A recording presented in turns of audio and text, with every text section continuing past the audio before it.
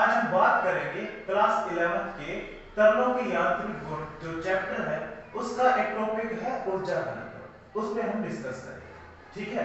अब ऊर्जा घनत्व होती क्या है इस बात करते हैं। ऊर्जा घनत्व होते एकांक आयतन में जो ऊर्जा होती है, एकांक आयतन में ऊर्जा के मान को क्या कहा जाता है, ऊर्जा घनत्व कहा जाता है। ऊर्जा घनत्व को रिप्रेजेंट करते हैं बच्चों यू से, है ना। ऊर्जा घनत्व का फॉर्मूला क्या होता है कि जो अपने पास कुल ऊर्जा है ना, एकांक आयतन में कुल ऊर्जा को क्या कहा जाता है, ऊर्जा घनत्व कहा जाता है। इसे स्मॉल यू से रिप्रेजेंट करते हैं और जो कुल ऊर्जा है उसको रिप्रेजेंट करते हैं कैपिटल यू से। और आयतन अपने पास कितना है, v। जो ऊर्जा का मात्रक होता है वो कितना होता है बच्चों, जूल होता है। जो आयतन होता है उसका मात्रक क्या होता है बच्चों, मीटर क्यूब होता है। तो ऊर्जा घनत्व का जो मात्रक होगा वो क्या होगा, जूल बटे मीटर की क्यूब हो जाएगा, ठीक है। अब इसकी विमा की बात करते हैं। चलो, जूल की जो विमा होती है वो होती है m1L2T-2। ये जूल की क्या हो जाएगी, विमा। और डिवाइड में मतलब क्या लिखना है, आयतन का, आयतन की विमा लिखेंगे तो आयतन की विमा क्या हो जाएगी बच्चों, m0L3T0, ठीक है। हाँ जी, तो अब ये जो L3 है ये L2 से क्या हो जाएगा, कैंसिल। नीचे क्या बचा, L। तो अपने पास जो ऊर्जा घनत्व होगा उसकी विमा कितनी हो जाएगी, m1L, ये 1 पड़ा है ऊपर जाकर क्या हो जाएगा, -1। और T अपने पास कितना है, -2। यह है ऊर्जा घनत्व की विमा, ठीक है। मात्रक से आप क्या करोगे, विमा निकालोगे। ये क्या है, ऊर्जा का मात्रक है जूल, है ना। जूल का क्या होता है, बल इंटू विस्थापन। बल का क्या होता है, m1L1T-2 kg मीटर बटे सेकंड स्क्वायर। तो उससे अपने ने क्या निकाल ली है, विमा निकाल ली है। तो m1L1T-2। उसके बाद वर्ग है ना, बल इनटू विस्थापन। तो उस विस्थापन के कारण यहाँ पर L2 आ गया। तो अपने पास जूल को क्या लिख सकते हैं, m1L2T-2। और नीचे क्या है, आयतन की विमा लिख दी है तो m0L3T0। ओके, हाँ जी। m मास को रिप्रेजेंट करता है, L लेंथ को रिप्रेजेंट करेगा और T किसको रिप्रेजेंट करेगा, टाइम को। तो यहाँ पर ना तो मास है ना टाइम है, ओनली क्या है, लेंथ है, मीटर है, जिस कारण मैंने क्या लिख दिया, L3 लिख दिया। और इसको अपने सॉल्व करेंगे तो अपने पास आया m1L-1 और T-2। ये ऊर्जा घनत्व का फॉर्मूला आ गया, ठीक है।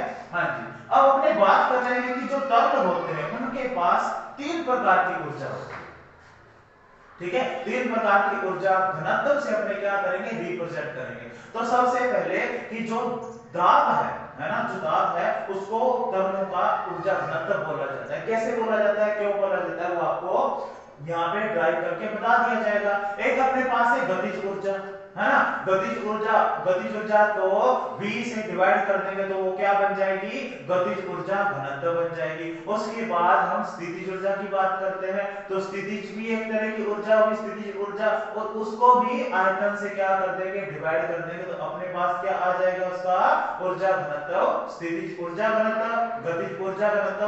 और ऊर्जा घनत्व दाब के बराबर होती है, ये आपको ड्राइव करके बता दूंगा, ठीक है। हाँ जी, चलते हैं आगे। सबसे पहले बात करते हैं दाब की।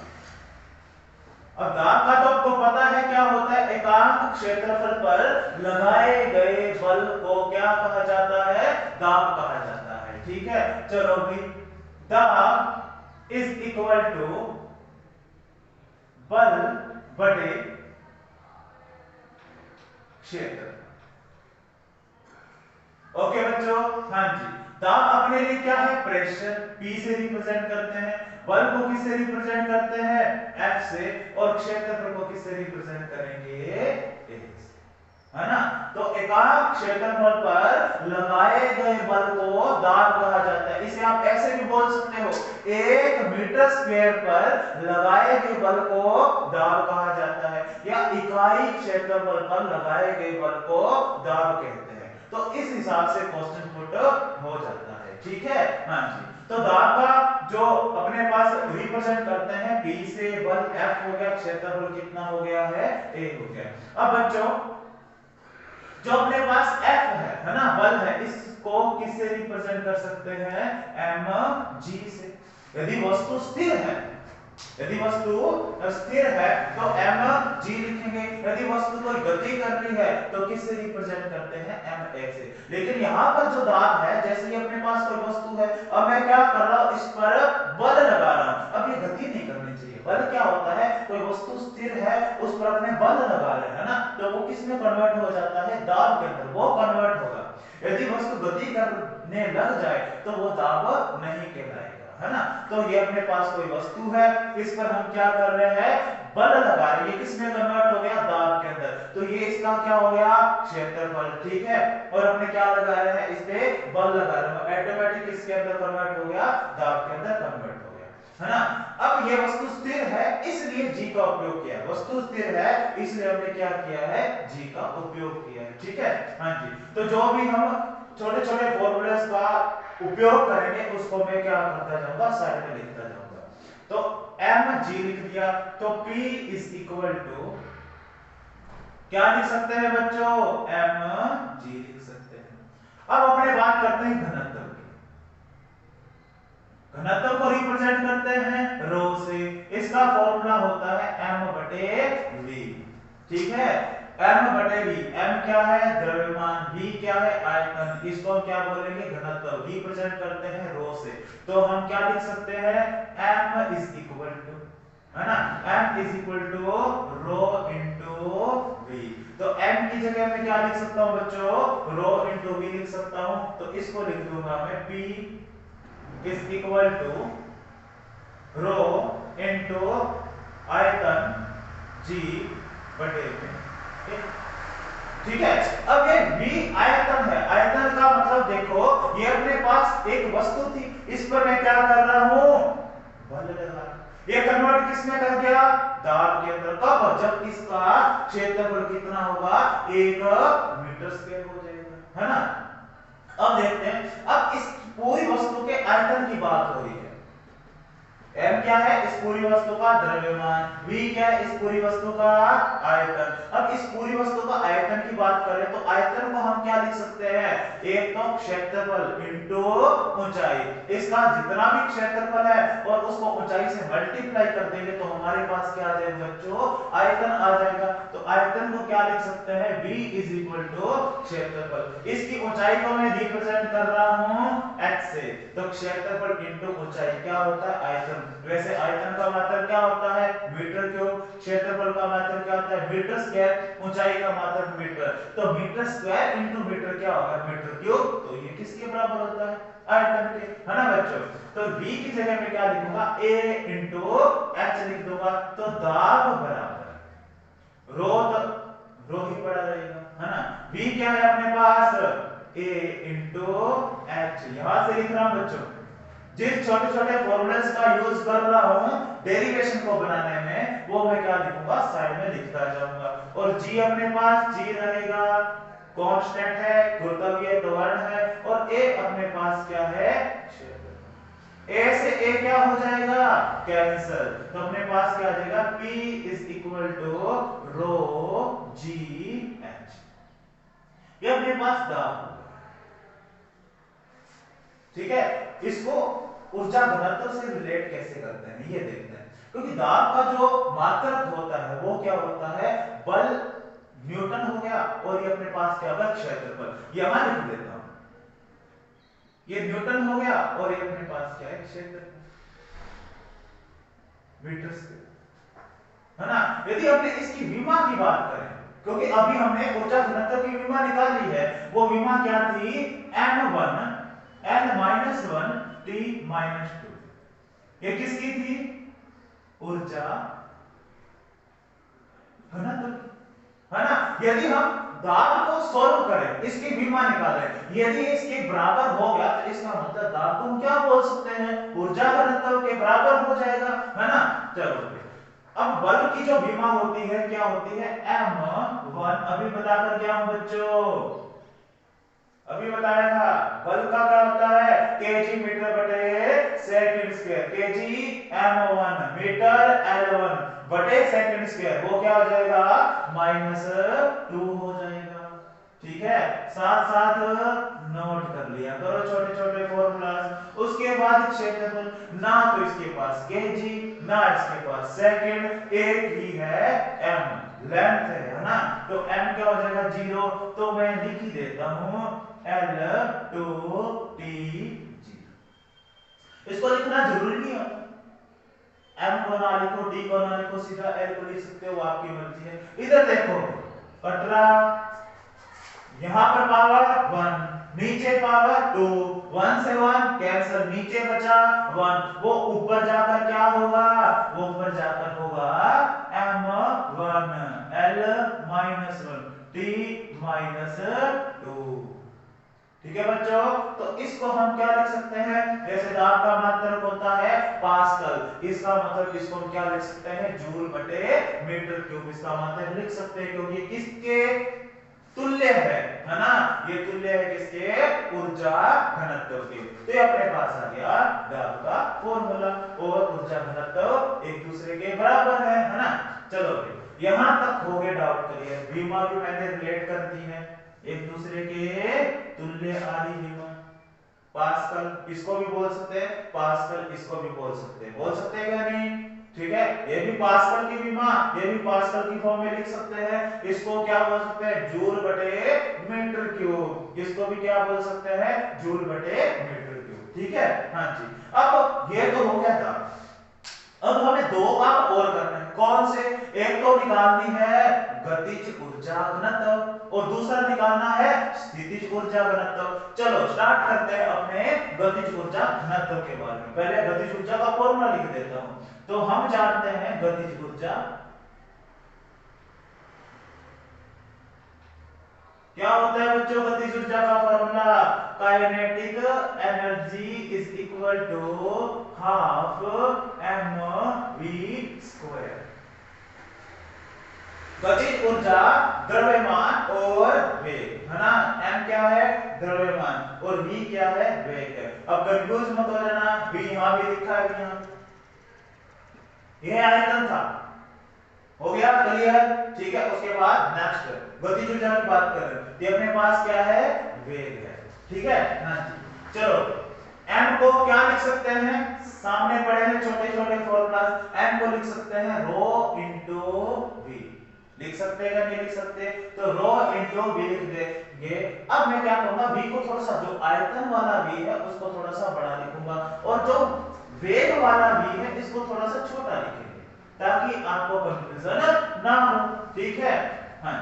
तो काइनेटिक एनर्जी गतिज ऊर्जा इज इक्वल टू 1/2। अब m को क्या लिखेंगे रो इंटू v, तो रो लिख दिया यहां पर और v लिख दिया ऐसे, और जो वेग वाला v है इसको हम क्या कर देंगे स्क्वायर, है ना, क्योंकि ये स्क्वायर था इसको हमने लिखा, मैं इसको ऐसे लिख देता हूं ताकि आपको कंफ्यूजन ना हो। ये लिखा मैंने द्रव्यमान, कहां से, इधर देखिए रो इंटू आयतन, ये अपने पास क्या है बच्चों वेग है। अब इस आयतन को इधर ले चलते हैं डिवाइड के अंदर, किसके गतिज ऊर्जा के। अब क्यों लेकर चलना है वो भी देखेंगे, तो काइनेटिक एनर्जी बटे में ये आ गया आयतन, और इज इक्वल टू अपने पास क्या आया 1/रो v स्क्वायर। वेग वाला उधर ही पड़ा है, आयतन को ले आए डिवाइड में। अब ऐसा किया क्यों, ऐसा इसलिए किया है क्योंकि ऊर्जा बटे आयतन क्या होता है ऊर्जा घनत्व होता है। ये कौन सी ऊर्जा घनत्व है, गतिज ऊर्जा घनत्व, ठीक है। एकांश आयतन में जितने भी गतिज ऊर्जा होगी उसे हम क्या बोलते हैं गतिज ऊर्जा घनत्व बोलेंगे, काइनेटिक एनर्जी डेंसिटी बोलेंगे, ठीक है ना बच्चों, हाँ जी। तो अपने पास इसको लिख देता हूं काइनेटिक एनर्जी डैश से रिप्रेजेंट कर दूं, है ना, इसको मैं डैश से रिप्रेजेंट कर रहा हूं। काइनेटिक एनर्जी के ई गतिज ऊर्जा हो गई। अब के ई डैश का मतलब क्या है? एकांक आयतन की गतिज ऊर्जा है। ठीक है, इसको लिख देते हैं 1/2 रो v स्क्वायर। इसे मैं समीकरण नंबर दे देता 1, इसको मैं समीकरण दे देता हूं 2, और इसको बॉक्स में मतलब कि आप अपने दिमाग के अंदर बंद कर लो। जैसे मैंने बॉक्स में बंद किया है वैसे आप अपने माइंड के अंदर इसको बंद कर लो कि याद रहना चाहिए कि E dash is equal to half rho v square. ये ऊर्जा घनत्व का। यदि सीधा ही अपने पास बात करें गतिज ऊर्जा की, तो गतिज ऊर्जा का होता है 1/2 mv square. Kinetic energy is equal to 1/2 mv square. यदि ऊर्जा घनत्व गतिज ऊर्जा की ऊर्जा घनत्व की बात करें तो अपने इसको क्या लिखेंगे K E dash is equal to rho v square, है ना? रो v स्क्वायर आ जाएगा, m की जगह रो आते ही के ई डैश हो जाएगा। के ई डैश का मतलब क्या है? गतिज ऊर्जा घनत्व है, और के ई डैश नहीं लगाएंगे तो सीधी क्या हो जाएगी? गतिज ऊर्जा। ठीक है, याद रहेगा ना बच्चों? हां जी, चलते हैं आगे। अब अपने पास कौन सी ऊर्जा बची है? स्थितिज ऊर्जा। हम किन ऊर्जाओं की बात कर रहे हैं? तरलों की, क्योंकि हम तरलों वाला चैप्टर कर रहे हैं। तरलों के यांत्रिक गुण की बात कर रहे हैं बच्चों। ठीक है ना? हां जी, स्थितिज ऊर्जा। स्थितिज ऊर्जा, अब हम जानते हैं स्थितिज ऊर्जा का फॉर्मूला होता है mgh। ठीक है ना? m मास होएगा, g गुरुत्वीय त्वरण होगा, और h क्या होगी? ऊंचाई। अब इन फॉर्मूलाज का नॉलेज हमें कार्य ऊर्जा शक्ति में मिल गया था। कार्य ऊर्जा शक्ति जो चैप्टर हमने किया था उसके अंदर क्या था? हमने गतिज ऊर्जा का जो फॉर्मूला था वो ड्राइव किया था, है ना? गतिज ऊर्जा का फॉर्मूला हमने प्राप्त किया था, स्थितिज ऊर्जा का प्राप्त किया था। ये स्थितिज ऊर्जा का फॉर्मूला कैसे आया, गतिज ऊर्जा का फॉर्मूला कैसे आया, हमने कार्य ऊर्जा शक्ति में अच्छे से एक्सप्लेन कर दिया। H क्या है कि हम जिस वस्तु को जितने ऊपर से फेंक रहे हैं या हम उसको लेकर गए हैं, h क्या होती है? ऊंचाई। जैसे अपने पास ये सतह है, हमने क्या करूंगा? यहां पर रख रहा हूं, तो ये क्या होती है? ऊंचाई। और g आपको पता ही है, पृथ्वी का गुरुत्वीय त्वरण है g क्या होता है? 9.81, लेकिन हम क्या लिखते हैं? m लिखते हैं, है ना? जिससे कैलकुलेशन क्या हो जाए? अच्छी हो जाए, आसान हो जाए। ठीक है, हां जी। अब वही m को क्या लिखा? रो लिखा था नहीं, वहां से लिखो छोटे छोटे फॉर्मूला। ये तो छोटे छोटे फॉर्मूलाज थे जिसका हमने सहारा लिया डेरिवेशन को चलाने में। ये मैंने बताया कि इसको अपने जूल बटे मीटर क्यूब भी लिख सकते हैं। कैसे लिख सकते हैं? फॉर्मूले को अच्छे से ड्राइव करो। किसका? दाब का फॉर्मूला, है ना? उसको अच्छे से हमने क्या किया? यहाँ पे विमा निकाली, और अभी अपने ने ये वीडियो स्टार्ट की थी तो उसके अंदर मैंने अच्छे से ऊर्जा घनत्व को समझाया था, विमा भी प्राप्त की थी, तो हमें विमा मिली ये ऊर्जा घनत्व वाले में। जब मैंने इसको सॉल्व किया तो मेरे को फिर भी यही विमा मिली, तो इसका मतलब ये पास्कल है, और ये क्या है? जूल बटे मीटर क्यूब। इसका मतलब पास्कल किसके बराबर हो गया? जूल बटे मीटर क्यूब के बराबर हो गया। इसको ऊर्जा घनत्व, ये है गतिज ऊर्जा घनत्व। अब अपने पास तीसरी ऊर्जा बची है स्थितिज ऊर्जा घनत्व। ठीक है बच्चों? हां जी, तो स्थितिज ऊर्जा Pe इज इक्वल, m को क्या लिखा जाएगा? m को लिखा जाएगा m is equal to rho into v। इसका हमने 3 बार उपयोग किया। कहां कहां? एक तो किया यहां, है ना? दूसरा किया हमने यहां पर, अब फिर उपयोग कर रहे हैं, तो m क्या हो जाएगा अपने पास? रो इंटू v। तो लिखूंगा रो इंटू v, फिर आएगा g, फिर आएगा h। रो क्या है? घनत्व है, v क्या है? आयतन है, g क्या है? गुरुत्वीय त्वरण, और h क्या है? सतह से ऊंचाई, स्थितिज ऊर्जा, है ना? सतह पर जो ऊंचाई है जहां पर स्थिर रख रहे हैं वस्तु को, वो। ठीक है, h आ जाएगा। हां जी, अब हम वही करेंगे आयतन को डिवाइड में। क्यों? क्योंकि हमें क्या चाहिए? ऊर्जा घनत्व। ये गतिज ऊर्जा घनत्व, ये जो आएगी स्थितिज ऊर्जा घनत्व, तो इसको हम लिखेंगे Pe अपॉन V। आ रहा समझ? ठीक है। उसके बाद रो पड़ा है, जी पड़ा है और H को H लिखा जाएगा, तो क्या हो जाएगा? रो जी H हो जाएगा। ठीक है। उसके बाद हम क्या करेंगे? पोटेंशियल एनर्जी डिवाइड में आयतन है, वॉल्यूम है, तो इस पूरे को हम क्या लिखेंगे? Pe डैश लिखेंगे क्या? नहीं। उसके बाद रो जी एच, ये अपने पास क्या होगी? स्थितिज ऊर्जा घनत्व। ये क्या है? गतिज ऊर्जा घनत्व। ठीक है, गतिज ऊर्जा घनत्व। और ये अपने पास है प्रेशर, पानी का प्रेशर, तरल का प्रेशर, है ना बच्चों? तो यहां तक कोई डाउट? हमने क्या किया? पहले फॉर्मूला अप्लाई किया, पहले जो हमने ऊर्जा घनत्व को समझा, ऊर्जा घनत्व होती क्या, ऊर्जा घनत्व को समझा। फिर उसके बाद हमने क्या किया? दाब के जो फॉर्मूलाज है उसको अच्छे से बिखेर दिया। पहले हमने रखा F का मान, फिर रखा M का मान, जो कैंसिल हो रहे थे कर दिया। फिर हमने आयतन को भी अच्छे से एक्सप्लेन किया कि क्षेत्रफल इनटू क्या होता है? ऊंचाई होता है। ये से हमने आयतन एक्सप्लेन कर दिया, वैल्यू पुट की, जो कैंसिल हुआ कैंसिल कर दिया, बाकी बचा अपने पास दाब, है ना? उसके बाद गतिज ऊर्जा के लिए किया, फिर स्थितिज ऊर्जा के लिए। हाँ जी, यहां देखना, थोड़ा सा कंफ्यूज मत हो जाना। तो यहां m का लिखा है, तो ये m क्या है? आयतन। ये अपने पास m द्रव्यमान है और v क्या है? आयतन है, और रो क्या है? घनत्व है। तो आयतन को हम उधर लेंगे, जिससे हमें प्राप्त हुआ गतिज ऊर्जा घनत्व, है ना? गतिज ऊर्जा घनत्व अपने को प्राप्त हो गया। फिर उसके बाद स्थितिज ऊर्जा निकाल। तो तीन प्रकार के हमने फॉर्मूला ड्राइव किए, और तीनों का जो मात्रक होगा वो क्या होगा? जूल बटे मीटर क्यूब। तो मात्रक लिख देते हैं बच्चों, ये अपने पास जूल है और ये अपने पास मीटर क्यूब। ऊर्जा घनत्व ये क्या है? जूल बटे मीटर क्यूब। क्यों? क्योंकि पोटेंशियल एनर्जी डैश आ गया ना, डैश को हम क्या बोलेंगे? एकांक आयतन में स्थितिज ऊर्जा। ठीक है, तो ये अपने पास जूल आया और ये अपने पास आयतन आया, जूल बटे मीटर क्यूब। और इसका भी मात्रक हम क्या लिख सकते हैं बच्चों? जूल बटे मीटर क्यूब। तो तीनों के जो मात्रक हैं वो क्या है? जूल बटे मीटर क्यूब, जूल बटे मीटर क्यूब, जूल बटे मीटर क्यूब। ये क्या है अपने पास? ऊर्जा घनत्व। ठीक है बच्चों, तो आज के लिए इतना ही। नेक्स्ट अपने लेक्चर में नेक्स्ट टॉपिक पर डिस्कस करेंगे। Thank you.